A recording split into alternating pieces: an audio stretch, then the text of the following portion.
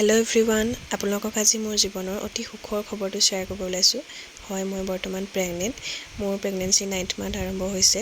মোৰ প্ৰেগনেঞ্চি জাৰ্ণিটোৰ 8টা মাহ ভগৱানৰ আশীৰ্বাদত আৰু মোৰ হাজবেণ্ড আৰু ফেমিলিৰ ছাপৰ্টত সুকলমে পাৰ কৰিলোঁ।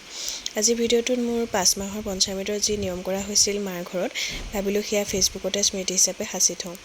এয়া আমি ভগৱানক আৰু 5গৰাকী গোপিনীক সাক্ষী কৰি আঁঠু ল'লোঁ, যাতে পঞ্চামৃতৰ কামভাগ সুকলমে পাৰ হৈ যায়।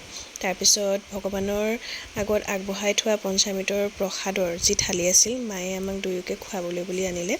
পঞ্চামৃতৰ প্ৰসাদত 5বিধ ফল মূল, 5বিধ মিঠাই, মাহ প্ৰসাদ, ঘিউ, মৌ, ক্ষীৰ, দৈ আৰু ক্ৰীমেৰে এই 5বিধ দ্ৰব্যৰে সংমিশ্ৰণৰে পঞ্চামৃত আমাক খুৱাবলৈ দিছিলে।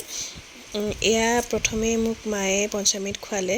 নিয়ম অনুসৰি পঞ্চামৃতৰ দিনা মই ৰাতিপুৱাৰ পৰা একো নোখোৱাকৈ থাকিব লাগিছিলে আৰু মই তেনেকৈয়ে আছিলোঁ। পঞ্চামৃতৰ প্ৰসাদ মায়ে তাৰপিছত মোৰ হাজবেণ্ডক খুৱাই দিলে আৰু তাৰপিছত মোৰ হাজবেণ্ডে মোক প্ৰসাদ খুৱালে।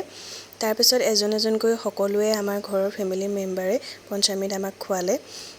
সেয়া পঞ্চামৃত খায়েই আচলতে মোৰ সেইদিনা পেট ভৰি গ'ল।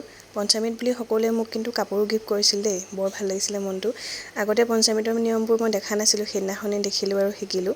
পঞ্চামৃতৰ দিনাখনৰ পৰাই হেনো পঞ্চামৃত খোৱাৰ পাছতে বেবীটোৱে খাদ্যৰ সোৱাদ ল'ব পাৰে আৰু বেবী মুভমেণ্টটো আৰম্ভ হয়, আৰু সঁচাকৈয়ে তেনেকুৱাই হৈছিল। গোপিনীয়ে প্ৰসাদ খোৱা আচলতে ৰেকৰ্ড কৰাই নহ'লে, সেয়াই আছিল এই ভিডিঅ'টোত। আৰু আজিলৈ ইমানেই। Thank U.